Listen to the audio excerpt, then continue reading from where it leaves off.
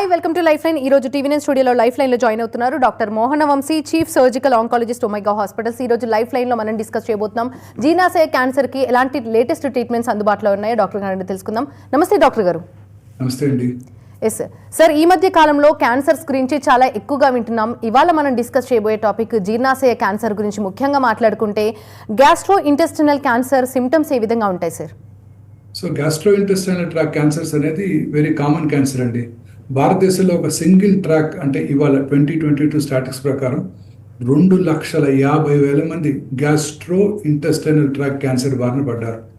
కొత్త cases 2022లో ICMR New Delhi వారి అంచనా ప్రకారం. ఈ గ్యాస్ట్రో ఇంటెస్టైనల్ కామనెస్ట్ క్యాన్సర్స్ ఏంటంటే కోలన్ క్యాన్సర్ నార్త్ ఇండియాలో, సౌత్ ఇండియాలోనేమో గ్యాస్ట్రిక్ క్యాన్సర్ లేదా స్టమక్ క్యాన్సర్ అంటారు. ఈ కోలన్ క్యాన్సర్, గ్యాస్ట్రిక్ క్యాన్సర్ ఈ గ్యాస్ట్రో ఇంటెస్టైనల్ ట్రాక్ లో చాలా ఎక్కువగా చూస్తున్నామండి. ఎస్ సార్, మామూలుగా దీనికి ఎలాంటి ట్రీట్మెంట్స్, ఎలాంటి సిమ్టమ్స్ కనిపించినప్పుడు డాక్టర్ని కన్సల్ట్ అవ్వాలి? ట్రీట్మెంట్స్ ఏ విధంగా ఉంటాయి? కోలన్ క్యాన్సర్ అంటే పెద్ద పేగుల్లో వచ్చే క్యాన్సర్ అండి. ఈ మధ్య కాలంలో ఎస్పెషల్లీ అర్బన్ ఏరియాస్లో ఇది ర్యాపిడ్గా పెరిగిపోతుంది. ప్రపంచం అంతా కూడా ఇదే ట్రెండ్ చూస్తున్నాం. పురుషుల్లో ఈ కోలన్ క్యాన్సర్ స్త్రీలలో కన్నా ట్వైస్ ద నెంబర్ చూస్తున్నాం.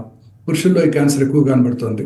ఈ క్యాన్సర్ ఎస్పెషల్లీ అర్బన్ ఏరియాస్లోను, వెల్ డెవలప్డ్ కంట్రీస్లో అంటే డెవలప్డ్ నేషన్స్లో ఎక్కువగా కనబడుతుంది.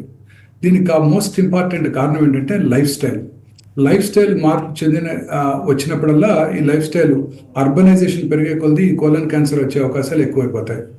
ఈ అర్బనైజేషన్ పెరగటం అంటే సెడెంటరీ లైఫ్ స్టైల్ అంటే ఫిజికల్ యాక్టివిటీ ఎక్కువ లేకుండా, ఇప్పుడు సాఫ్ట్వేర్ కంపెనీస్లోను చాలా చోట్ల ఆఫీసెస్లో అరౌండ్ ద క్లాక్ కూర్చొని పనిచేసే వాళ్ళలోను, ఎయిర్ కండిషన్ ఆఫీస్లో కూర్చొని పనిచేసే వాళ్ళలో ఈ ఎస్పెషలీ ఎల్డర్లీ పీపుల్లో ఈ కోలన్ క్యాన్సర్ ఇన్సిడెన్స్ చాలా పెరిగిపోతుంది.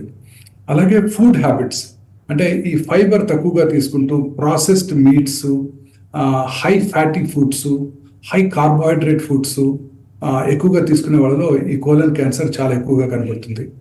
అలాగే ఈ BPO ఆఫీసెస్ నైట్ టైం పనిచేసే వాళ్ళలో ఈ కోలన్ క్యాన్సర్ ఇన్సిడెన్స్ చాలా ఎక్కువగా ఉంటుంది. ఎస్పెషల్లీ నైట్ టైం పనిచేసినప్పుడు ఏమవుతుందంటే వాళ్ళలో ఒక strong factor, anti cancer factor ఒకటి మనకి అబౌట్ 1 to 2 అంటే ప్రశాంతంగా నిద్రపోతే నైట్ 9 o'clock అలా పడుకొని పొద్దున్నే లేసే వాళ్ళలో రాత్రిపూట ఒక ఇంపార్టెంట్ యాంటీ క్యాన్సర్ ఫ్యాక్టర్ ఒకటి ప్రొడ్యూస్ అవుతుంది. ఆ ప్రొడ్యూస్ అయినప్పుడు ఆ క్యాన్సర్ వచ్చే అవకాశాలు తగ్గిపోతాయి.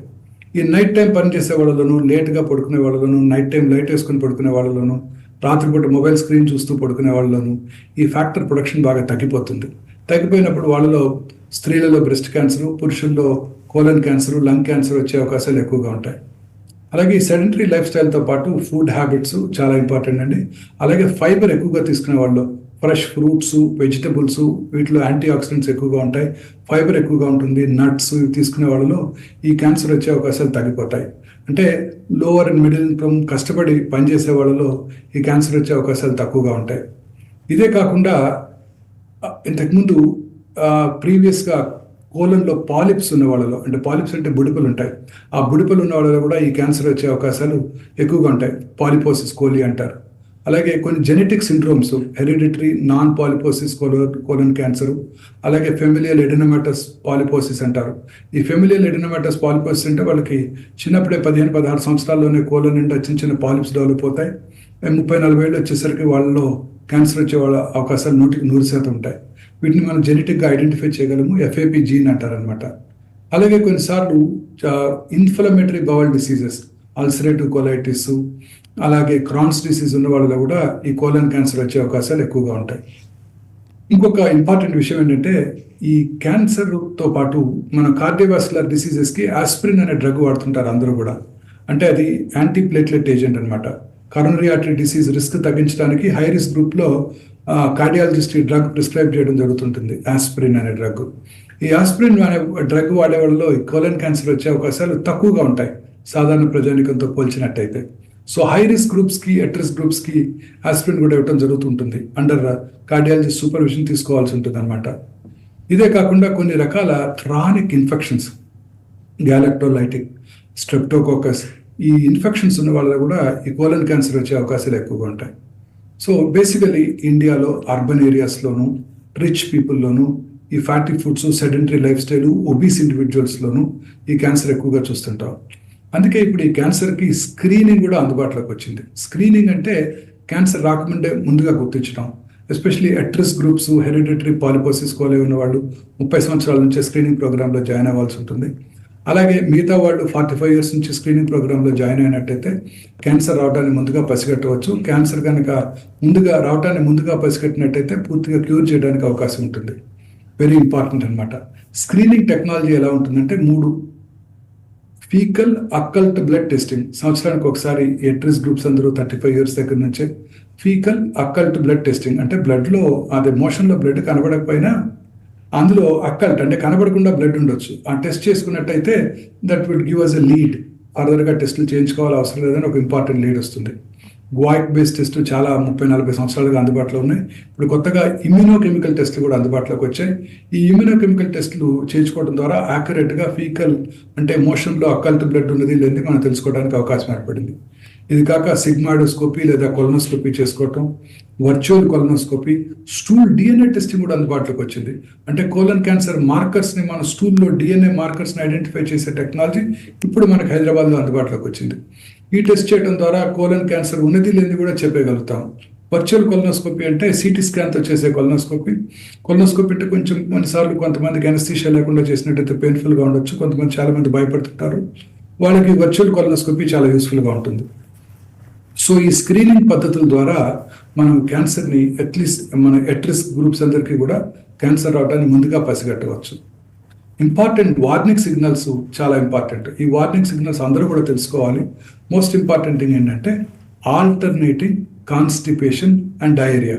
అంటే ఒక 4 రోజులు కాన్స్టిపేషన్, మళ్ళీ లూజ్ మోషన్స్ రావటం, 4 రోజులు కాన్స్టిపేషన్, లూజ్ మోషన్స్ రావటం, ఇది వెరీ ఇంపార్టెంట్ వార్నింగ్ సిగ్నల్. అలాగే worsening constipation, especially left sided colon cancer పేషెంట్స్లో క్యాన్సర్ వచ్చినప్పుడు కాన్స్టిపేషన్ ఎక్కువైపోతుంటుంది. అంటే ముందు 2-3 రోజులకు అయ్యేది, తర్వాత 4-5 రోజులు కావటం, పర్గేటివ్స్ తీసుకుంటేనే అవటం. అలాగే స్టూల్ క్యాలిబర్ తగ్గిపోవటం. అంటే క్యాలిబర్ అంటే లావుగా వస్తుంది. ఒక యానస్ యొక్క పరిమాణం బట్టి స్టూల్ క్యాలిబర్ డిపెండ్ అవుతుంది. యానస్లో ట్యూమర్ ఉందనుకోండి, ట్యూమర్ సర్కంఫరెన్షియల్గా ట్యూమర్ చుట్టుముట్టేసింది అనుకోండి యానస్ చుట్టూ, అప్పుడు స్టూల్ వచ్చే క్వాంటిటీ క్యాలిబర్ తగ్గిపోద్ది. అంటే ఒక పెన్సిల్ లాగా కొంచెం సన్నగా వస్తుంటుంది అనమాట. Very important warning signal. అలాగే ఫీలింగ్ ఆఫ్ ఇన్కంప్లీట్ ఎవాక్యుయేషన్, అంటే మామూలుగా మనకు మోషన్ ఫ్రీగా పాస్ చేశాక ఒక చక్కటి ఫీలింగ్ ఉంటుంది, అంతా ఎంటీ చేసాము, ఒక చక్కటి ఫీలింగ్ ఉంటుంది. కానీ రెక్టల్ క్యాన్సర్ ఉన్నప్పుడు ఫీలింగ్ ఆఫ్ ఇన్కంప్లీట్ ఎవాక్యుయేషన్, అంటే మోషన్ ఫ్రీగా పాస్ చేసినప్పటికీ ఇంకా ఏదో మోషన్ లోపల ఉన్నది అన్నట్టు అనిపిస్తూ ఉంటుంది అనమాట. ఇది very important warning signal of rectal cancer. అలాగే మోషన్లో బ్లడ్ పట్టడం, ఇది వెరీ ఇంపార్టెంట్ సిమ్టమ్. అందరూ కూడా దీన్ని అశ్రద్ధ చేస్తారు. చాలా వరకు పైల్స్ ఉన్నాయి, హిమరాయిడ్స్ ఉన్నాయి, పైల్స్ ఉన్నాయి, ఫిస్టులా ఉంది, ఇలా అశ్రద్ధ చేస్తుంటారు. లాస్ట్ ఇయర్ కూడా ఇదే సిమ్టమ్ వచ్చినప్పుడు డాక్టర్ గారిని కలిశాను. ఆ డాక్టర్ ఇప్పుడు పరీక్ష చేసి పైల్స్ ఉన్నాయని చెప్పారు. అంతే, ఇప్పుడు కూడా అదే ఉంటుందని అశ్రద్ధ చేస్తుంటారు. ఎస్పెషల్లీ ఎల్డర్లీ ఏజ్లో 50 ఇయర్స్ దాటిన తర్వాత ఒక్కసారి మోషన్లో బ్లడ్ పడినా, బ్లాక్ కలర్ మోషన్ వచ్చినా ఇమ్మీడియట్గా మన దగ్గరలో ఉన్న ఆంకాలజిస్ట్ని సంప్రదించి, మీ దగ్గరలో ఉన్న ఆంకాలజిస్ట్ని సంప్రదించి అది ఎందువల్ల వచ్చింది, లేకపోతే దగ్గరలో ఉన్న జనరల్ సర్జన్ అని సంప్రదించి హెమరాయిడ్స్ ఏమైనా ఉన్నాయా దానికి ట్రీట్మెంట్ తీసుకోవటం. హెమరాయిడ్స్కి ట్రీట్మెంట్ అయిపోయిన తర్వాత ఆ సిమ్టమ్ తగ్గిపోవాలి. చాలాసార్లు క్యాన్సర్ ఉంటుంది, హెమరాయిడ్స్ కూడా ఉంటాయి. హెమరాయిడ్స్కి ట్రీట్మెంట్ తీసుకున్నాం, సరిపోయింది, ఇంకా బ్లడ్ వస్తున్నప్పటికీ దానివల్లే వస్తుంది అని అశ్రద్ధ చేయకూడదు. ఎందుకంటే ర్యాపిడ్గా పెరిగిపోతుంది. రోజు చూస్తున్నాను ఈ క్యాన్సర్ పేషెంట్లు అందరూ కూడా లేట్ స్టేజెస్లోనే వస్తున్నారు. అందరికీ ఈ సిమ్టమ్ ఉంటుంది, మోషన్లో బ్లడ్ పడుతుందని. అందరూ కూడా ఈ ఇంపార్టెంట్ సిగ్నల్ని అశ్రద్ధ చేస్తున్నారు. అలాగే రైట్ సైడెడ్ కోలన్, అంటే కుడిపక్క కూడా రైట్ సైడెడ్ కోలను, ట్రాన్స్వర్స్ కోలను, లెఫ్ట్ కోలను, రెక్టమ్, యానల్, కెనాల్. ఈ రైట్ సైడెడ్ కోలన్ క్యాన్సర్స్లో సిమ్టమ్సే ఉండవు. జస్ట్ ఎనీమియా, అంటే రక్తహీనత, రక్తలేమి. ఎవరికైనా 50 సంవత్సరాల తర్వాత, 45 సంవత్సరాల తర్వాత రక్తహీనత, ఎస్పెషల్లీ పురుషుల్లో రక్తలేమి కనుక ఉన్నట్టయితే ఫస్ట్ డెఫినెట్గా మనం దగ్గరలో ఉన్న ఆంకాలజిస్ట్నో సర్జన్నో కలిసి పరీక్ష చేయించుకోవాలి. ఫస్ట్ సౌత్ ఇండియాలో అయితే కామనెస్ట్ క్యాన్సర్ గ్యాస్ట్రిక్ క్యాన్సర్, అంటే stomach cancer. Rest of the వరల్డ్లో colon cancer is the commonest cancer. చాలామంది రక్తహీనత ఉన్నప్పుడు వారి ఫస్ట్ సిమ్టమ్ ఎలా ఉంటుందంటే ఆయాసంగా ఉంటుంది, బ్రెత్లెస్నెస్. వెంటనే కార్డియాలజిస్ట్ దగ్గరికి వెళ్తారు. ఆ వయసులో కర్నరీ యాంజియో చేస్తే ఎవరో ఒకరికి అందరికీ కూడా 2 స్ట్రిక్చర్స్ ఉంటాయి, అంటే బ్లాక్స్ ఉంటాయి, కర్నరీ బ్లాక్స్, 2 స్టెంట్లు కూడా వేస్తారు. ఆ తర్వాత ఇంకా కూడా రక్తహీనత ఉంటే అప్పుడు మా దగ్గరికి వస్తుంటారు. అప్పుడు కొలనోస్కోపీ చేసి చూస్తే వాళ్ళలో క్యాన్సర్ డయాగ్నోస్ చేస్తాం. అపర్ జిఐ ఎండోస్కోపీ కూడా చేసి అందులో కూడా చాలాసార్లు స్టమక్ క్యాన్సర్ కూడా చూస్తుంటాం. సో ఎవరికైనా రక్తహీనత కనుక్కున్నట్టయితే ఎప్పుడు కూడా అశ్రద్ధ చేయకూడదు. వెంటనే దగ్గరలో ఉన్న వారి ఫ్యామిలీ ఫిజిషియన్, సర్జన్, ఆంకాలజిస్ట్ను సంప్రదించి ఆ రక్తహీనత గల కారణాన్ని అనలైజ్ చేయాలి తప్ప జస్ట్ సింపుల్ బ్లడ్ ట్రాన్స్ఫ్యూషన్ తీసుకోవడం మాత్రం చేయకూడదు అనమాట. సో ఈ కోలన్ క్యాన్సర్ అనేక రకాలుగా మనకి మేనిఫెస్ట్ చేస్తుంటుంది. సిమ్టమ్స్ ఉన్నప్పుడు అట్ రిస్క్ గ్రూప్స్ అంతా కూడా స్క్రీనింగ్ ప్రోగ్రాంలో జాయిన్ అవడం ద్వారా ఈ క్యాన్సర్ని ఎర్లీగా ఐడెంటిఫై చేసుకోవాల్సి ఉంటుంది. ఎర్లీగా ఐడెంటిఫై చేసుకున్నట్టయితే పూర్తిగా క్యూర్ చేయడానికి అవకాశం ఉంటుంది. సార్ లైఫ్ లైన్లో ఒక బ్రేక్ తీసుకొని కంటిన్యూ చేద్దాం. చూస్తూనే ఉండండి TV9. Welcome back to life line. Sir, colon cancer గురించి మాట్లాడుకున్నాం. మరి కోలన్ క్యాన్సర్ సిమ్టమ్స్ గురించి చెప్పారు. దీన్ని ఏ విధంగా డయాగ్నోస్ చేయాలి? డాక్టర్ని ఎప్పుడు meet అవ్వాలంటారు?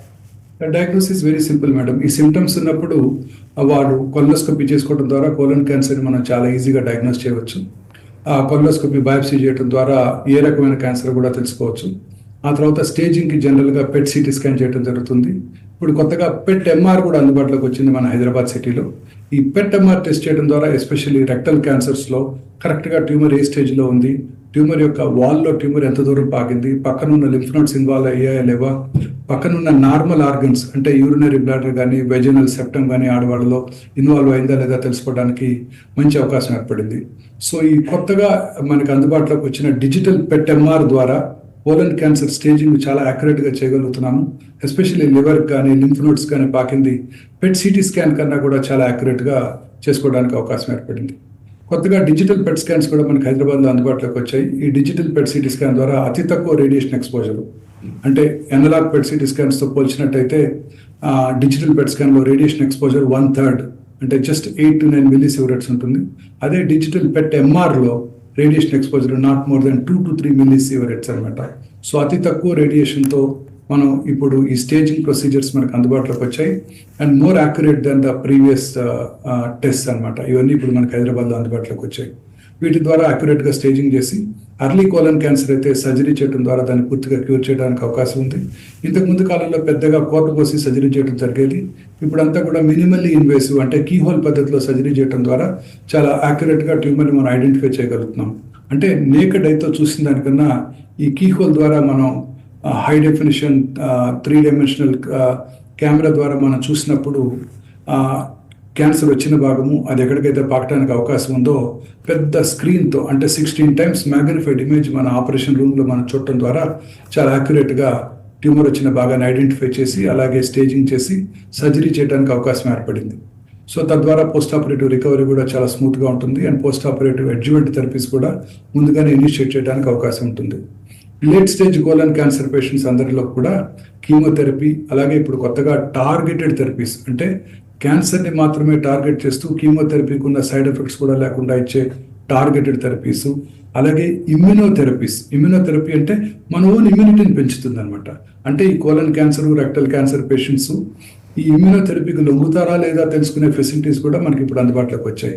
So advanced colorectal cancer పేషెంట్స్లో ఈ ఇమ్యూనోథెరపీ, టార్గెటెడ్ థెరపీ ద్వారా మనం సిగ్నిఫికెంట్గా వారి లైఫ్ స్పాన్ని పొడిగించడానికి అవకాశం ఏర్పడింది. ఇమ్యూనోథెరపీ ఏం చేస్తుందంటే మన ఓన్ ఇమ్యూనిటీని పెంచుతుంది. మన బాడీలో మనకి టీ సెల్స్ ఉంటాయి, అంటే దీన్ని కిల్లర్ సెల్స్ అంటారు. ఇవి మన బాడీలోకి వచ్చిన క్యాన్సర్స్ని, వైరస్ని, బ్యాక్టీరియాని, ఫారిన్ పార్టికల్స్ని కూడా డిస్ట్రాయ్ చేసేస్తుంది. బట్ క్యాన్సర్ సెల్స్ ఎంత స్మార్ట్గా ఉంటాయంటే ఆ టీ సెల్స్ని బ్లాక్ చేస్తాయి, కిల్లర్ సెల్స్ని. ఇమ్యూనోథెరపీ ఏం చేస్తుందంటే దాన్ని అన్మాస్క్ చేస్తుంది, ఆర్ అన్బ్లాక్ చేస్తుంది. తద్వారా ఈ టీ సెల్స్ క్యాన్సర్ సెల్ని ఫారిన్ సెల్గా గుర్తించి డిస్ట్రాయ్ చేసేస్తాయి అనమాట. సో ఫ్యూచర్ ఆఫ్ ఆంకాలజీ అంతా ఇలానే ఉండబోతుంది.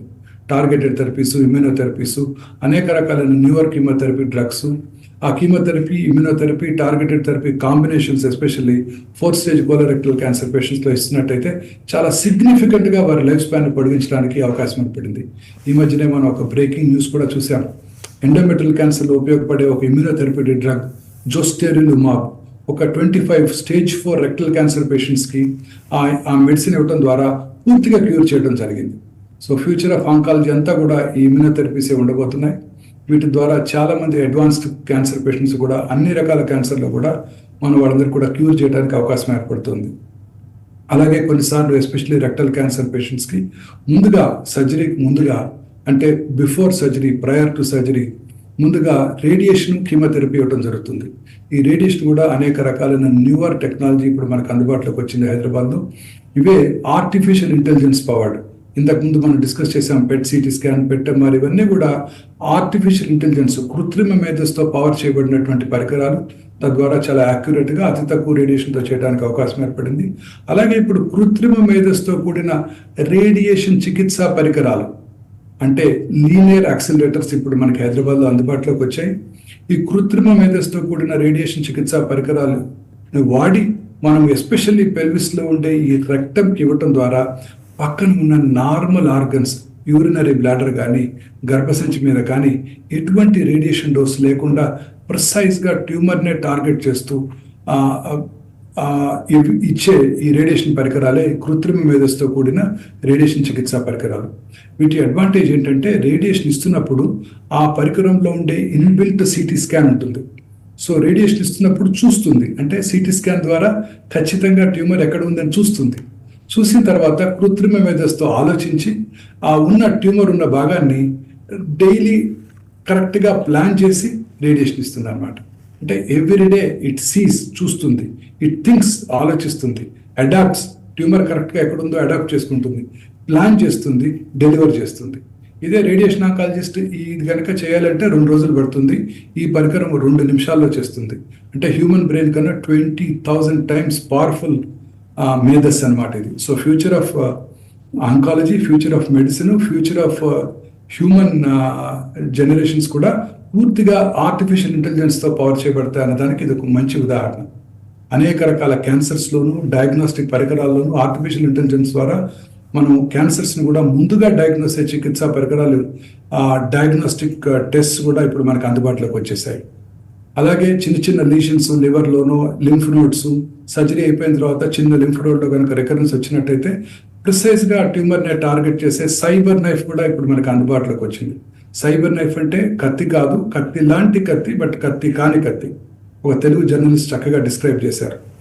ప్రిసైజ్గా కత్తి ఎంత చక్కగా వెళ్ళి కట్ చేసి ట్యూమర్ని కట్ చేసేస్తుందో అదే ప్రిసిషన్తో రోబోటిక్ అసిస్టెన్స్తో ఈ రేడియేషన్ పరికరం అంటే సైబర్ నైఫ్ ప్రిసైజ్గా పెన్సిల్ బీమ్ రేడియేషన్ ట్యూమర్ మీద డెలివర్ చేసి అండ్ చాలా high doses of radiation short టైంలో డెలివర్ చేసి ఎంటైర్ రేడియేషన్ చికిత్స 1 to 2 డేస్లోనే కంప్లీట్ చేసే ఏకైక పరికరం ఈ సైబర్ నైఫ్. ఇవన్నీ కూడా ఇప్పుడు మన క్యాన్సర్ చికిత్సకి మనకు హైదరాబాద్లో ఇప్పుడు అందుబాటులో ఉన్నాయి. వీటి ద్వారా అనేక రకాలైన అడ్వాన్స్డ్ క్యాన్సర్స్కి, ఎర్లీ క్యాన్సర్స్కి కూడా సైడ్ ఎఫెక్ట్స్ లేకుండా మనం ట్రీట్మెంట్ చేయడం జరుగుతుంది. Yes sir. Sir, stomach cancer గురించి మాట్లాడుకుంటే దీని సిమ్టమ్స్ ఏ విధంగా ఉంటాయి, ఎలా డయాగ్నోస్ చేయాలి, ముఖ్యంగా మాట్లాడుకుంటే మెయిన్ కాజెస్ ఏంటంటారు? Stomach cancer is the commonest cancer in south India అండి. సౌత్ ఇండియన్ మెన్లో commonest cancer stomach cancer. 1 single ఆర్గన్కి తీసుకున్నట్టయితే మెడ్రాస్ మెట్రోపాలిటన్ ట్యూమర్ హిస్టరీలో, అంటే మనకి ట్యూమర్ హిస్టరీ ఇంకా అందుబాటులో లేదు హైదరాబాద్ సిటీకి, మెడ్రాస్ మెట్రోపాలిటన్ ట్యూమర్ హిస్టరీలో gastric cancer is the commonest cancer. Especially south Indian మెన్లో ఇది వెరీ కామన్ క్యాన్సర్. దీనిగల మెయిన్ కారణాలు ఏంటంటే మనం తీసుకునే ఆహారం, pickled foods, salted, pickled, fermented foods, ఇవన్నీ కూడా క్యాన్సర్ రావడానికి దోహదం చేస్తాయి. ఇంకొక ఇంపార్టెంట్ ఎపిడెమిలాజికల్ డేటా ఏంటంటే సౌత్ ఇండియాలో వెరీ కామన్, అలాగే జపాన్లో కూడా ఈ gastric cancer is very common. వాళ్ళు పికిల్డ్ ఫుడ్స్ అవేమి తినరు, కానీ వాళ్ళలో కూడా కామన్. వాళ్ళకి మనకి ఉన్న కామన్ హ్యాబిట్ ఏంటంటే రైస్ ఈటింగ్ పాపులేషన్ మనం అంతా. సౌత్ ఇండియాలోను జపాన్లో కూడా వాళ్ళ మెయిన్ స్టేపుల్ ఫుడ్ రైసే తీసుకుంటారు. అలాగే ఈస్ట్ ఏషియాలో, చైనాలో, most of the provinces in చైనాలో కూడా రైసే తీసుకుంటారు. వీళ్ళలో కూడా gastric cancer, lower and oesophageal cancer కూడా చాలా కామన్గా చూస్తాం. So somehow rice and pickles are definitely an etiological factor, అంటే causative agent for this gastric cancer. ఇంకొక మోస్ట్ ఇంపార్టెంట్ కారణం ఏంటంటే helicobacteria pylori infection, HP infection, helicobacteria pylori.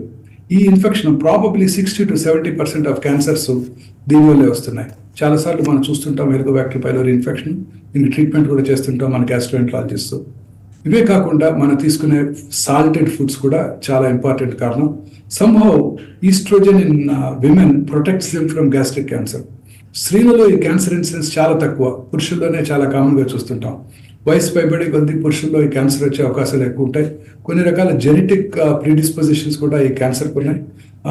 వాళ్ళలో మొత్తం ఎంటైర్ స్టమక్ ఇన్వాల్వ్ అయిపోతుంది అనమాట. ఇవన్నీ కూడా కామన్ ఫీచర్స్. స్మోకర్స్, ఆల్కహాల్స్లో కూడా గ్యాస్ట్రిక్ క్యాన్సర్ అలాగే కోలన్ క్యాన్సర్ వచ్చే అవకాశాలు ఎక్కువగా ఉంటాయి, స్మోకర్స్లో ఎస్పెషల్లీ. సిమ్టమ్స్ కూడా చాలా ఇంపార్టెంట్ అండి. కారణం ఏంటంటే ఇవన్నీ కూడా నార్మల్గా రోజు చూస్తుంటాం. కామనెస్ట్ సిమ్టమ్ ఏంటి గ్యాస్ట్రిక్ క్యాన్సర్కి? గ్యాస్. చాలా మంది అంటారు నాకు పొట్టలో ఎప్పుడు గ్యాస్ ఉంటుందండి, పొట్ట ఫుల్గా ఉంటుంది, కొంచెం ఫుడ్ తీసుకోగానే పొట్ట ఫుల్ అయిపోతుంది. Very important warning signal of gastric cancer. రోజు బ్రేక్ఫాస్ట్కి 4 ఇడ్లీలు తింటారనుకోండి, 2 ఇడ్లీలు తినగానే పొట్ట ఫుల్ అయినట్టుంది అనుకోండి, very important warning signal of gastric cancer. ఈ సిమ్టమ్ ఎప్పుడు కూడా అశ్రద్ధ చేయకూడదు.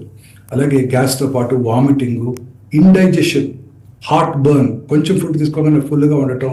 హార్ట్ బర్న్ అంటే కడుపులో అప్పర్ పార్ట్ ఆఫ్ ద కడుపులోను స్టెర్నమ్ కింద చెస్ట్ పెయిన్ లాగా రావటం, బర్నింగ్ పెయిన్ రావటం, ఇవన్నీ కూడా వార్నింగ్ సిగ్నల్స్.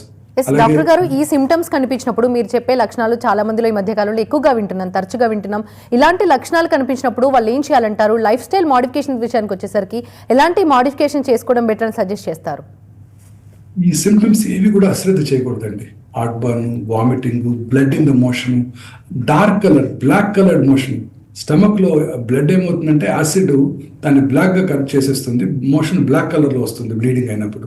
సో ఈ సిమ్టమ్స్ ఉన్నప్పుడు అశ్రద్ధ చేయకుండా దగ్గరలో ఉన్న జనరల్ సర్జన్, ఆంకాలజిస్ట్నో, గ్యాస్ట్రోంట్రాలజిస్ట్నో కలిసి ఇమ్మీడియట్గా దానికి సిమ్టమ్స్ని ఎగ్జామినేషన్ చేసుకొని అవసరమైతే ఎండోస్కోపీ పరీక్ష చేయించుకోవాల్సి ఉంటుందండి.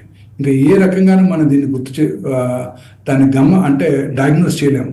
సింపుల్ ఎండోస్కోపీ టెస్ట్ చేయడం ద్వారా చాలా ఈజీగా ఈ క్యాన్సర్ ఉన్నది లేనిది చాలా ఈజీగా చెప్పగలుగుతారు. ఇప్పుడు మనకి చిన్న చిన్న ఊళ్ళలో కూడా గ్యాస్ట్రోంట్రాలజిస్ట్, జనరల్ సర్జన్స్ అందుబాటులో ఉన్నారు. చిన్న చిన్న విలేజెస్లో కూడా ఇప్పుడు సర్జన్స్ అందుబాటులో ఉన్నారు. వారి దగ్గరికి వెళ్ళిపోయి ఇమ్మీడియట్గా ఈ సిమ్టమ్స్ ఉన్నప్పుడు, especially south Indian population, Andhra Pradesh, Tamil Nadu, Telangana, వీటిలో ఈ 3 రాష్ట్రాల్లో కూడా ఈ క్యాన్సర్ ఇన్సిడెన్స్ ఎక్కువగా ఉంది. కర్ణాటకలో కన్నా మనకి చాలా ఎక్కువ ఉంది ఇన్సిడెన్స్. అగైన్ డైటరీ హ్యాబిట్స్ అన్నమాట మన పాపులేషన్లో. ఇమీడియట్గా ఇలాంటి సిమ్టమ్ కనుక ఉన్నట్టయితే ముందు వారి ఫిజిషియన్, వారి ఫ్యామిలీ ఫిజిషియన్ కలవటం, దగ్గరలో ఉన్న స్పెషలిస్ట్ డాక్టర్ని సంప్రదించి మనం ఇన్వెస్టిగేషన్ చేయించుకొని క్యాన్సర్ లేదు అని తెలుసుకోవడం చాలా ఇంపార్టెంట్. ఎందుకంటే ఈ క్యాన్సర్ని ముందుగా గుర్తిస్తే మనం క్యూర్ చేయడానికి అవకాశం ఉంది, లేటుగా గుర్తిస్తే రిజల్ట్స్ ఆర్ వెరీ పువర్.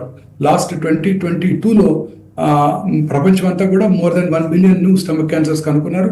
అందులో 70% are in India, east Asia and Japan. And more than 793,000 people died of gastric cancer in 2022. Yes, sir. So వీళ్ళలో mortality కూడా ఎక్కువ ఉంటుందండి. Yes sir, thank you sir, thanks for joining in Life Line. ఇది వాళ్ళ life line. చూస్తూనే ఉండండి TV9.